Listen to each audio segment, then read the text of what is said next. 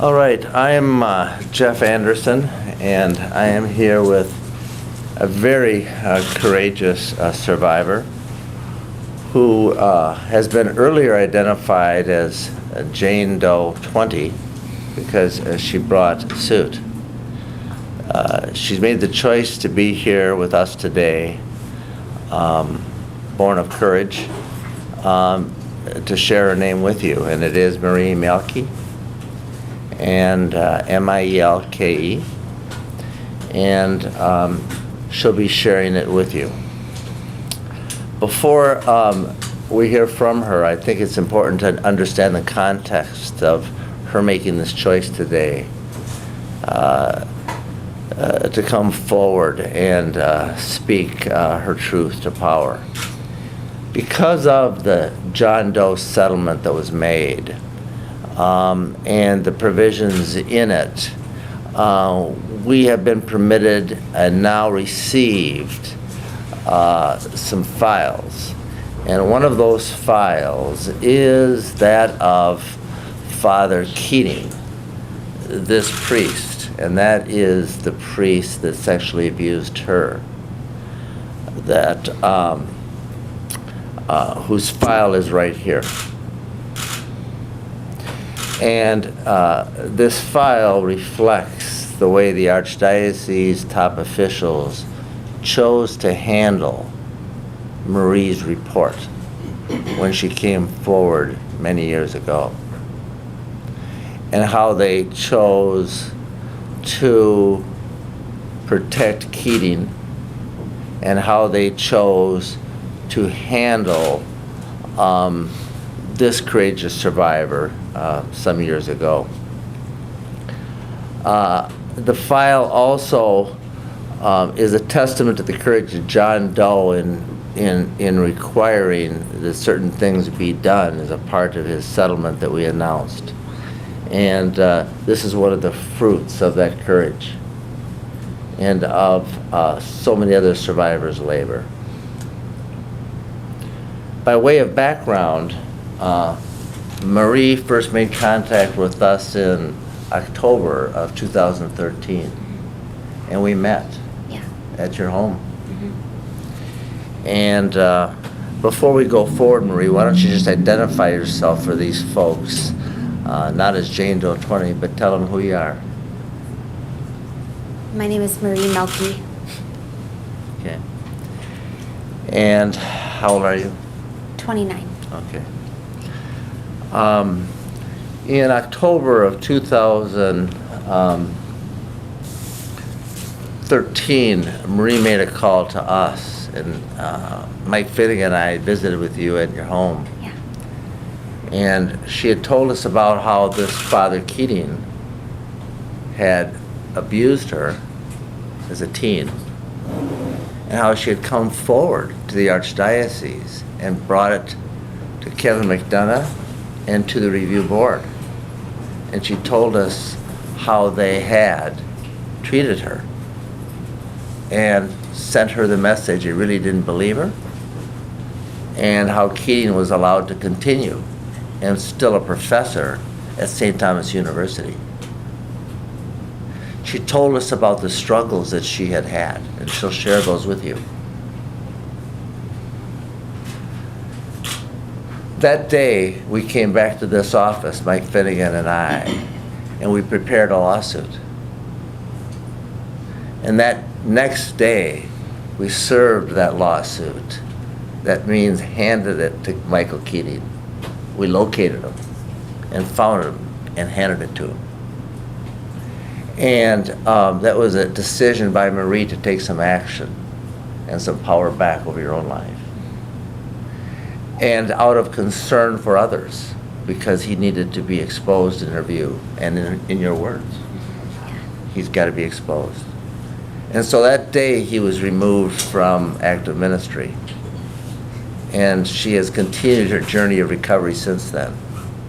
By way of background, we after that learned that the Archdiocese had a lot more information at the time she came forward, and not only chose to not believe her, but went to some great length to not only investigate it in a way that she wouldn't be believed, but skew the investigation in a way that Keating was protected, and Kevin McDonough was very active in that. The Archdiocese also had the opportunity to monitor him and put him on restrictions, and so even though they chose not to believe Marie and sent her that message, they continued him in ministry and at St. Thomas and elsewhere. But he was supposed to have been on monitoring, and as these documents reflect, there was no monitoring, and there were no restrictions. And they learned of that years later.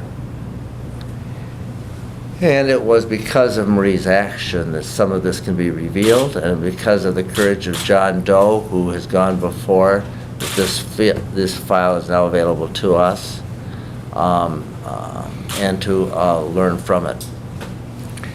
And so I'd like to, before I turn it over to you, Marie, I'd just like to say, but for the courage of Marie Mielke, having made the call and made the choice to bring suit, first against Keating and then against the Archdiocese, and but for the choice to have the courage to share her story with us today, there would have been other kids at grave peril.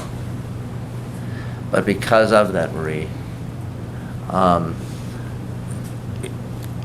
they won't be. Certainly not by this offender. So to you, we're grateful. And with that, I'd like you to share with us what it is you think we need to hear about what you've been through. Just move forward a little bit. Okay.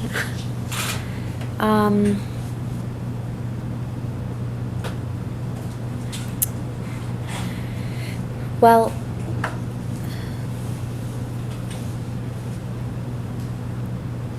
realizing that Father Keating had abused me was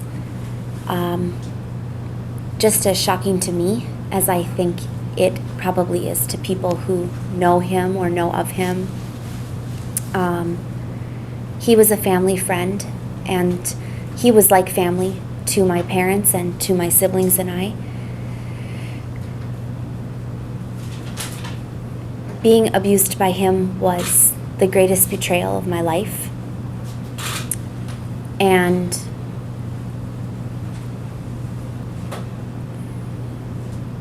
being sexually abused by Father Keating, this might sound kind of dramatic, but honestly, it almost killed me, because when I realized what had been done, I felt so ashamed that I wanted to die, and I did. I wanted to kill myself. I didn't think that I didn't think anyone could love me, or that I was worth living after that.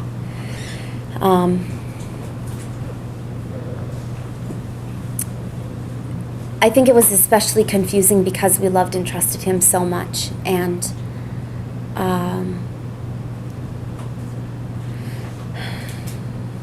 so I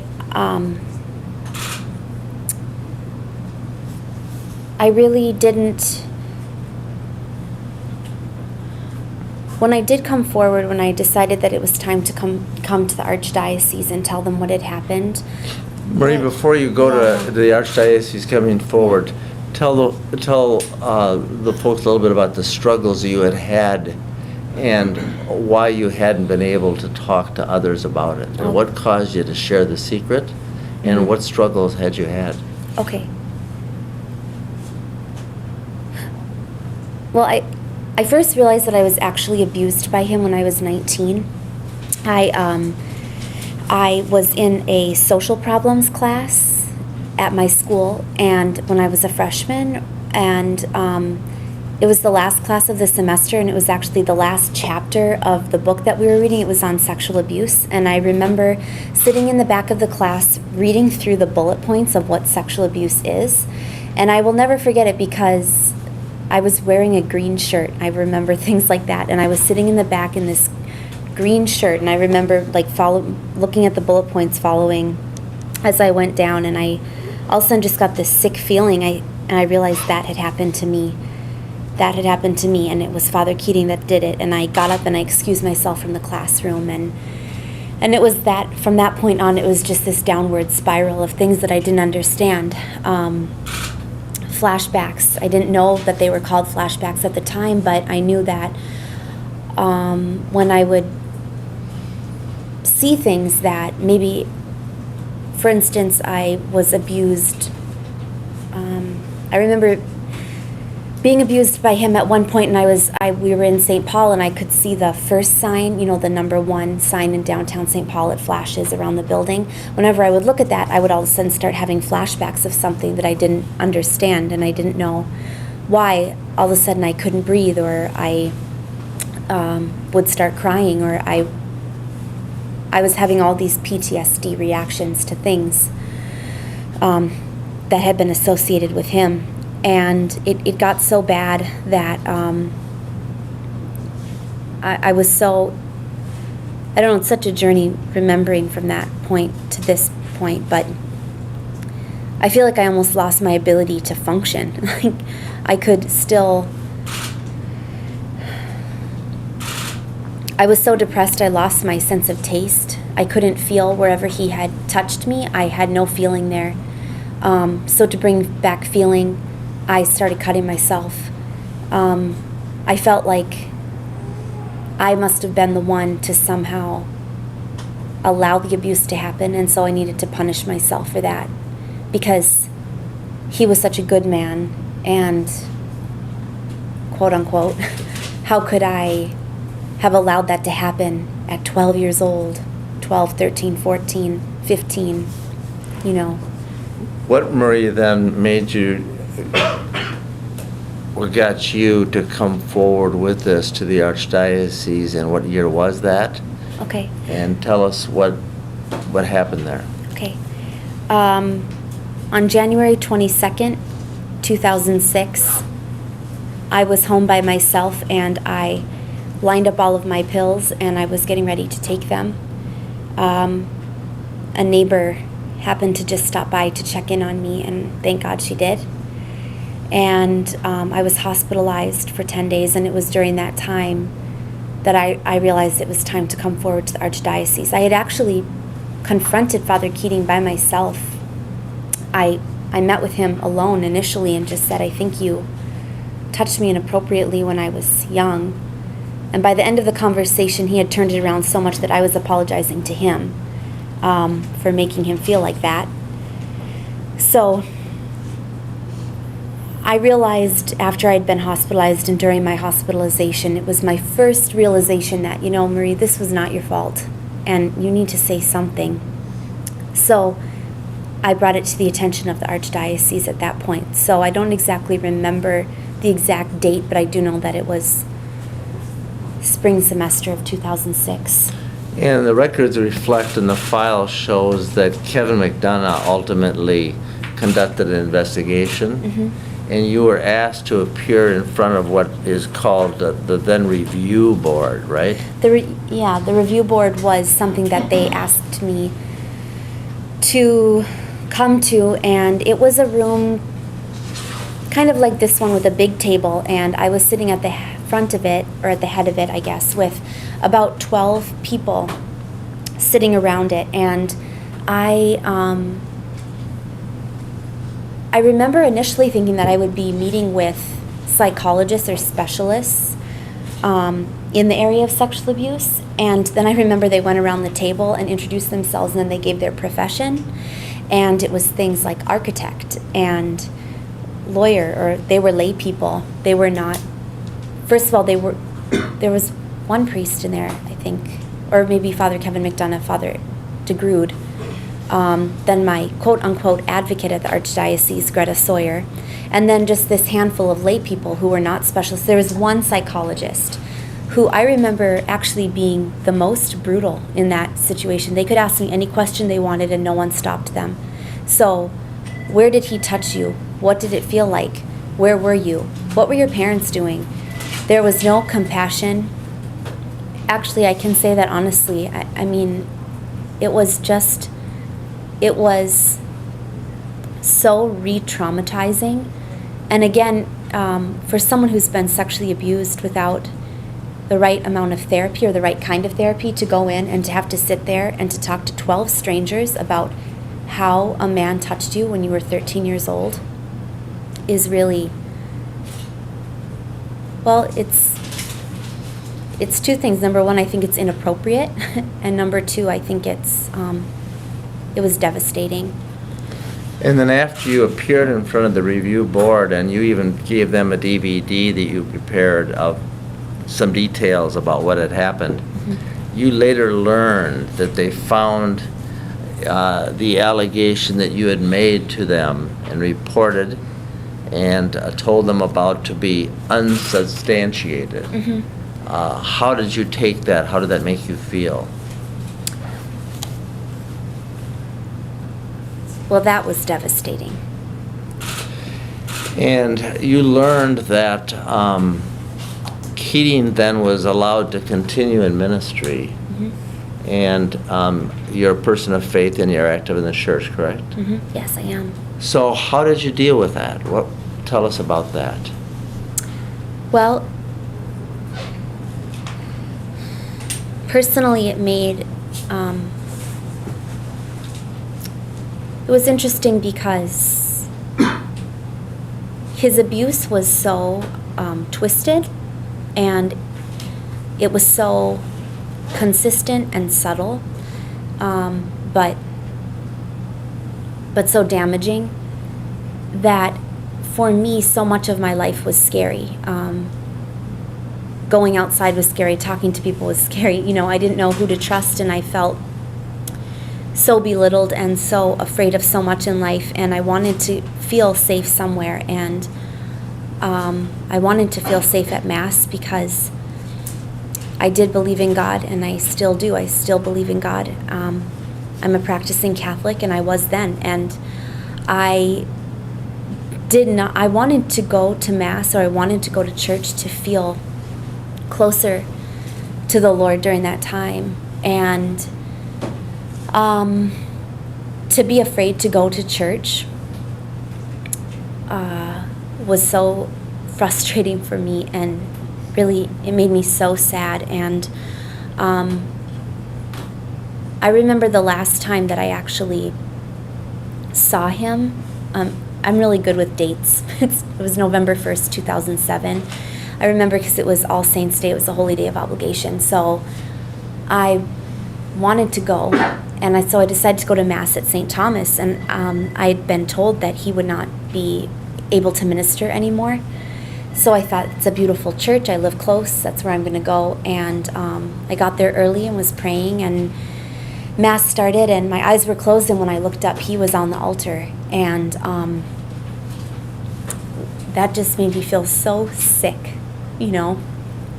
And even though you had been told he would not be allowed to minister. I was told that he wouldn't be allowed to minister, and I remember I was on the St. Thomas campus, so I ran out of Mass because I honestly couldn't take it. And I ran to my Uncle Jeff's office, who is a priest, Father Jeff Heward, and he was at St. Thomas at the time. And I went into his office and I started crying, and I said, Uncle Jeff, he's not supposed to be here. Why is he here? And I remember my uncle just looked at me, and his eyes welled up with tears, and he said, Marie, I don't know. And he was also under the impression that he was not allowed to minister. So it was very hurtful to me and frustrating. And that was actually the first day that I cut myself on that day, I remember. And so, Marie, I'm going to share a little bit about the story of how the Archdiocese handled you and the other allegations that they had received that they chose not to really look at.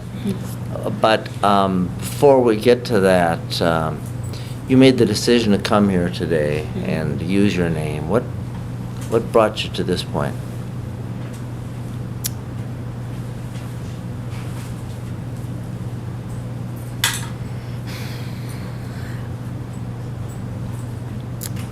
Well, I think that hiding something that isn't your fault just gets exhausting. And being told that something didn't happen over and over again, or being told or being made to believe that you were crazy, or that your voice isn't important enough. After a while, that burden just isn't worth carrying anymore. And I do not want to hide, or I have no reason to hide. I was a little girl who was innocent and who looked up to who I thought was a holy man and a good man. And I trusted him, and I loved him like I would have loved my uncle, like I loved an uncle. And the shame that I carried is not mine to carry. It's his. And so I can say, I'm Marie Mielke. I was sexually abused by Father Michael Keating. And that was never my fault, and it isn't my fault. And I think it's important that people who have ever felt that they were sexually abused, or who were, can say that they were. I think sexual abuse is something that people can be so ashamed to talk about, but when you don't talk about it, that's what leads you to feel like you want to kill yourself. And I honestly, when I realized that I was sexually abused, I never thought that that life would be worth living after that point, because you feel like your dignity is literally taken from you, it's stripped from you. And now I know that it is worth living, and I'm living it.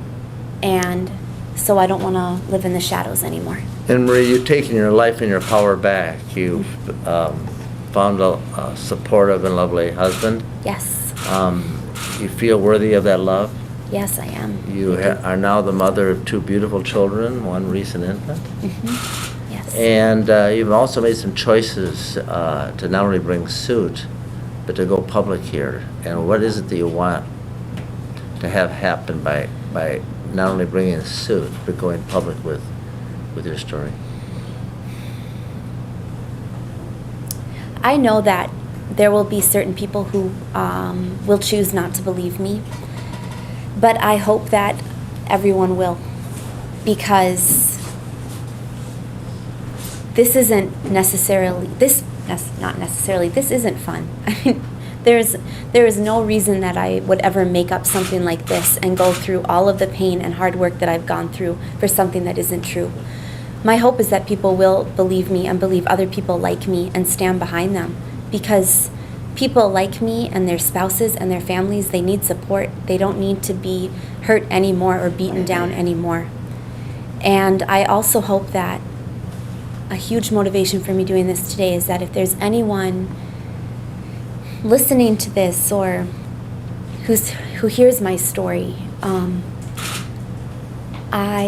my hope is honestly that you'll say something wherever you are. If you've gone through something like me, or you're going through something like me, that you'll say something, because a burden like this, it's just not yours to carry. I think that's my main goal, is for people to continue to step forward and to bring accountability to people like Father Michael Keating. I also want my voice to be heard because I want people to know that Father Michael Keating is very guilty, and I believe with my whole heart that he's a dangerous man, and I believe that he is a very I believe that he's a powerful man, and I believe that he uses his power in the wrong reasons. And for the wrong reasons. You expressed to us also the desire to make sure that the Archdiocese learns lessons from your experience, in terms of how they didn't choose to believe you, how they turned a blind eye, and how that not only made you feel, but how you don't want to have that repeated. Is that right? Yes, it's very right. So I'm going to very briefly summarize how they handled this and the significance of these documents, and then open it up to questions to Marie, because I think it's important. Because as early as 2005, Keating, when he was in the Companions of Christ, shared with another priest, Father Richards, when he was asked about his relationship to some young girls or Marie, if he had done anything sexual, he didn't deny it. And then in the documents, it's reflected that in 2006, Marie has the courage to come forward and identify it as sexual abuse. And the documents show that he had engaged in emotionally intense and perhaps physically sexual relationships with 2 other young women,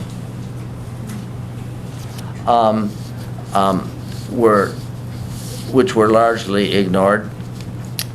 And then the documents show that in April of 2006, her uncle, a priest, she called him Father Jeff. Father Jeff. Jeff Huard, Huard, became involved in this, and Keating called Jeff Huard, her uncle, a priest, and there admitted there was one incident with a girl in Rome and a passionate physical encounter, but he says she seduced him. And so Jeff Huard, the priest, became involved in this, and another priest, a former Vicar General, Peter Laird, saw Keating in Rome holding hands with another young girl, arm in arm, and reported that to an official cousins. And Keating was investigated. And they chose to allow him to resign from the Companions of Christ, but continue in his ministry. At the same time, they received a report from Marie's therapist, and it's in there, that says that Keating is likely to reoffend, and she's suffering from depression, and she's suffering from post-traumatic stress disorder, and she is a very credible reporter, which they chose to ignore. In 2006, now Bishop Cousins did not recommend him to continue in the Companions of Christ. And when she appeared before the review board with all this evidence that had been assembled and knowledge, they still chose to found the allegations unsubstantiated and reported that to her, and allowed him to continue in ministry, but they ordered him privately to be monitored, that is supervised by somebody, and to be restricted in some of his ministry, neither of which was done. And in 2008, that was in 2007, a year later, Archbishop Neinstadt recognized that there had been no monitoring, and he discovered it. So the documents show that in 2010, he still had not been monitored, and they began monitoring of him in 2010, but that didn't really change anything. And because he was on restrictions, there are some documents in here that we retrieved through we call ESI, retrieving emails. And there's an email in here from Keating to Jennifer Hasselberger, who is then the Chancellor for Canon Affairs. And he's requesting to be able to do a wedding. And let's put that up there, Stacy.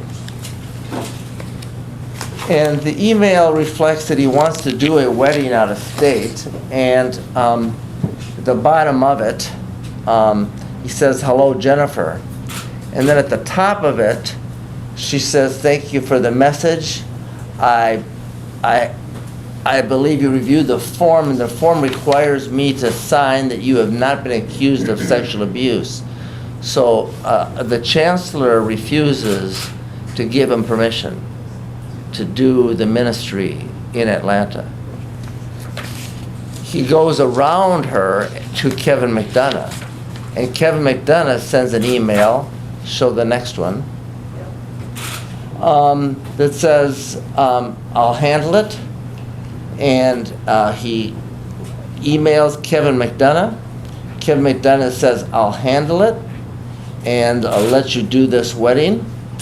And in response to Jennifer Hasselberger, he writes, and I think this is significant language. At the top, "Michael, I have prepared it and will fax and mail to Atlanta." In other words, permission to do ministry. And then he says, "Jennifer does not know how to make a mental reservation." Now that sounds innocuous, but mental reservation in the clerical world is tell a lie for the good of the church. And it's something that is done all the time, and it is something that we ask bishops, archbishops, cardinals, and clerics about all the time, and most all the time they deny ever even using it or even knowing about it. And here it is, he's saying that the chancellor doesn't understand, does not know how to make a mental reservation. In other words, she's not one of us and one of the good old boys, and doesn't know how to tell the lie and keep it. He goes on to state, the question from Atlanta should mean credibly accused. Every priest in the world has been falsely accused by some delusional person at one time or another. He went on to describe her when Keating applied to be on the faculty at the University of Mary, and the accusation that had been made as delusional, and the question her mental stability when they asked about this accusation. And for that, we brought suit against him for defamation, because she isn't and wasn't and never has been. And that's not the first time he's done something like that. So what this file shows is really a failure of the Archdiocese to not only believe a survivor who needed to be to get better and feel better and to begin healing, but a failure to monitor and a choice to use mental reservation as a principle and a practice as documented in an email. It's alarming, it's disturbing, and it's harmful. And it's recent.